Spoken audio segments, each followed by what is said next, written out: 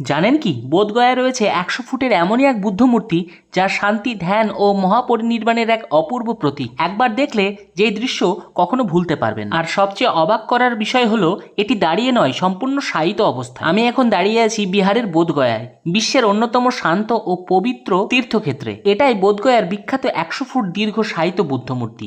এখানে ভগবান বুদ্ধকে মহাপরিনির্বাণের মুহূর্তে দেখানো হয়েছে, যখন তিনি পৃথিবীর সমস্ত দুঃখ কষ্টের ঊর্ধ্বে উঠে চিরশান্তির পথে যাত্রা করেছে। সোনালী আভায় মোড়া এই বিশাল মূর্তির মুখের প্রশান্তি আর চারপাশের নীরব পরিবেশ এমন এক অনুভূতি সৃষ্টি করে যা ভাষায় প্রকাশ করা কঠিন। শুধু ধর্মীয় গুরুত্বই নয়, এই স্থানটি প্রতি বছর হাজার হাজার দেশি বিদেশি পর্যটক ও বৌদ্ধ ভিক্ষুদের আকর্ষণ করে। আপনি যদি গয়ার পাশাপাশি কখনো বোধগয়ায় আসেন, সেক্ষেত্রে মহাবোধি মন্দিরের সাথে এই অসাধারণ শায়িত বুদ্ধ মূর্তিটিও অবশ্যই দেখে যাবেন।